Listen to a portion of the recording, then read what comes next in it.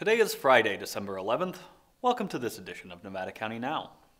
Today's episode we're talking stay-at-home orders, non-masking fines, nonprofits, and more.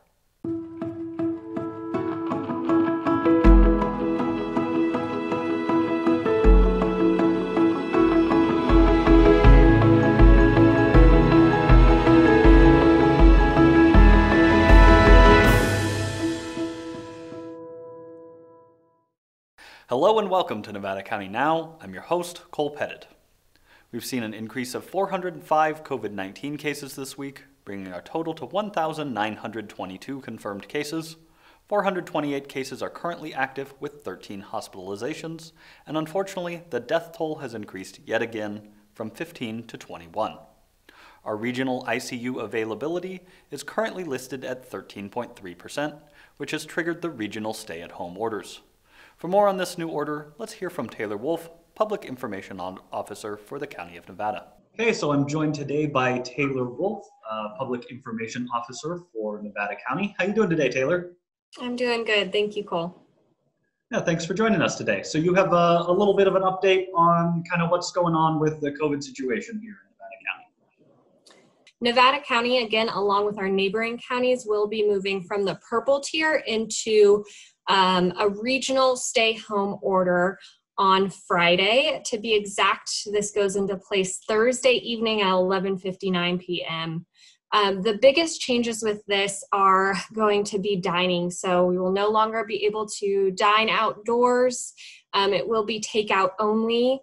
It also means that gatherings of any size are prohibited as well. That is really, really important right now. Nevada County, the overarching theme by and large is that our new COVID cases are coming from those social gatherings.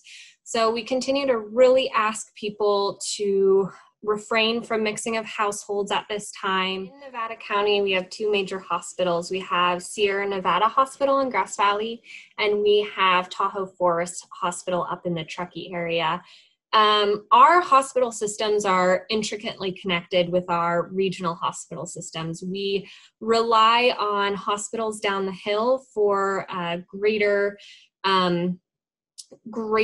access to care for our residents. So what is happening in our ICUs and our hospitals down the hill absolutely does affect us here. Looking at the state's dashboard data as of yesterday, we only had 5 ICU beds available in Nevada County. So all this being said, a lot of people look to the Sacramento area, urban areas, as having a lot more community transmission than our small rural community. But unfortunately, that's not the case with what's happening right now.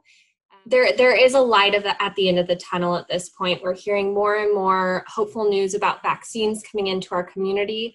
We will have more information posted to our website soon, mynevadacounty.com/coronavirus, with local information about our vaccine plan and what people might want to know about vaccines. But really the call to action right now is to protect our essential and our healthcare workers, our first responders, and our most vulnerable residents. And, you know, we're heading into this stay-at-home order, but how we act and limit the spread during this stay-at-home order is directly connected to how we come out of it. So, you know, the stay-at-home order will be at least 3 weeks in length. But if and when we are able to exit out of the stay-at-home order, we will exit out as a county into the tier system again. And that means if we can lower and limit the spread, get our daily cases back down, we could exit out of this in the orange tier, for example, in a relatively good place. So we can stop the spread together. And I just want to thank everyone for keeping us strong. Thanks, Taylor. At Wednesday's Nevada City Council meeting, the council voted to enact 4 new COVID-19 related ordinances. The first one passed was Nevada City Safe, a program designed to promote businesses complying with COVID-19 orders. The idea is to make shoppers aware of all the businesses following the guidelines so they will feel safe patronizing these local establishments. The program would have businesses self-certify that they have performed a risk assessment and site-specific protection plan, trained employees to limit the spread of coronavirus, and implemented control and screening measures for employees and customers. Businesses would then receive a poster to display identifying them as a safe business. The other 3 ordinances were aimed at expanding the city's ability to enforce the lack of compliance with public health orders. The one that seems to be the most controversial is the ordinance for the use of face coverings to be enforceable by administrative citation within the city of Nevada City, meaning not wearing a mask could be a finable offense. The council voiced their opinions that this is not intended to be a one-size-fits-all approach. Vice Mayor Dwayne Strasser stated, "We're trusting our police department to use their discretion as needed. And so when you have really, egregious people, a group of 10 out there, that's when they're going to have to do something. You have 2 people walking up and down the street, husband and wife, not wearing a mask. Maybe Chad gives them the evil eye. They get it. They put them on, but we don't have to even warn them. So it's allowing us to use discretion is how I'm reading this." And Councilmember Doug Fleming added, "These are tools that we have. We discussed the scenarios in which we would possibly enforce. Same person comes downtown 3 or 4 times, refuses to take a mask, identify, or anything. We have a tool to stop that. And this is particularly effective for the situation that arose at Farmers Market a couple weeks in a row, where we have people out there causing a disturbance, let's say. I mean, it's debatable. They were disturbing the people in the farmers market, and we didn't have any tool to stop them, and law enforcement pretty much, had their hands tied with what they could do. So now, in a situation which I would hope would be an extreme situation, we have a tool to do that. I don't think that we're a jurisdiction that's going to be finding people willy-nilly walking down the street just because they don't have a mask. Our guys have masks in their pocket. Do you need a mask? Here's the regs. Thank you very much. As this ordinance is now officially in effect, questions remain as to the actual enforcement. Police Chief Chad Ellis made remarks to this effect. I could see the first thing that happens is that ordinance will probably go to the Police Officers Association attorney to see the constitutionality of it. So I can tell you that law enforcement, throughout the state, they're concerned about it. What is the constitutionality? We swore that we would uphold the Constitution. And if in fact it's found that some of these things are unconstitutional, the officers are not going to go out and start violating people's constitutional rights. So they're going to want to make sure that the ordinance as written is reviewed by the Police Officers Association's attorneys and then move forward from there. So it's a difficult situation. There's no doubt about that. Public health, for the most part, law enforcement deals with penal code and vehicle codes. Now we're dealing with different government code sections. We're dealing with different public health orders that are not commonly dealt with by a law enforcement agency. And there's a lot of personal responsibility that has to come into play here for people to kind of get us through this pandemic and this crisis.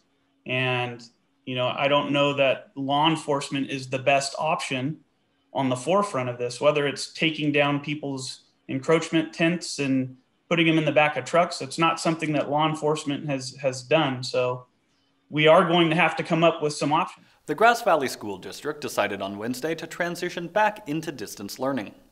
In an email to parents, Superintendent Andrew Withers stated, "We acknowledge how challenging the COVID-19 pandemic has been on all aspects of our society, community, and school district, and we continue to focus on offering the best instructional programs and support we can for our students. The physical and mental health and safety of our students, staff, and families continues to be our top priority. The shift to full distance learning will begin on Monday, December 14th, with the plan at the moment to resume in-person hybrid services on Monday, January 4th. With the pandemic continuing to rage, many nonprofits in our community have been struggling to raise funds as their traditional events have been canceled or shifted to virtual mediums. Sonora Slater looked into how some are coping and what their donations have looked like during this time." Thanks, Cole. As every email we've all received over the past several months has reminded us, these are unprecedented times. For local nonprofits, that's meant unprecedented challenges, unprecedented creativity and fundraising, and unprecedented generosity from the community. The Hospice of the Foothills provides compassionate end-of-life support for patients and their families in the community. Kristen Donahue, Director of Marketing and Fund Development for Hospice of the Foothills, talked about some of the ways their organization has raised funds this year. She said that in a typical year, a large portion of their fundraising is done through mail, so they were able to carry on with that as usual. Because they are a medical care facility, they were also able to apply for some amount of financial aid and PPE for the staff early on. Because of this, she said that they were able to take a step back from fundraising to a certain extent to allow other nonprofit organizations who are struggling financially to take the spotlight. However, they did have one event that they had to modify. Typically, they would hold a gala, but this year they reimagined it to be virtual through Zoom. Kristen said that the funds raised were pretty close to those of the live event last year, and that the organization was extremely grateful for the response from the community to the modified experience. She went on to talk about other ways that people have been generous, including community members bringing them homemade cloth masks and hand sanitizer, and participating in a letter writing campaign on behalf of isolated patients. There were these beautiful sentiments that had been written by complete strangers that we delivered our patients to let them know that we were thinking of them, Kristen said. Dinner Bell Farm also brought floral bouquets to be delivered to patients, and later handmade pine bough and holly wreaths. She said that through all of this, she really saw the community come together around them. The Hospitality House has also seen the support of the community in recent months. It is a nonprofit that works to bring homeless people in Nevada County into a circle of community caring that offers shelter, sustenance, medical care, advocacy, opportunity, dignity, and hope, and it's funded primarily by individual donations. An article that was submitted to the union and published 2 days ago states that 2 community members have offered to match all monetary donations to the Hospitality House through December 15th, up to $30,000. This offer is greatly appreciated and needed by the Hospitality House, which has been operating 24/7 since March. Small towns often pride themselves on their sense of community, and ours is no exception. When challenges rose against nonprofits this year, locals rose to meet them in a variety of creative ways, determined to find a way to support the causes that matter to them. Back to you, Cole. Thanks, Sonora. Here at Nevada County Media, we're doing what we can to help our fellow nonprofits as well. This Wednesday, the 16th, we'll be hosting a Christmas-themed telethon event. We've teamed up with Hospice of the Foothills and Bear Yuba Land Trust to make it possible. Look forward to an evening of stories, music, and entertainment, all for a good cause. We hope to bring some Christmas cheer into your lives while raising some money in the process. Join us at 6 p.m. on Facebook, Comcast Channel 11, or our website, nevadacountymedia.org.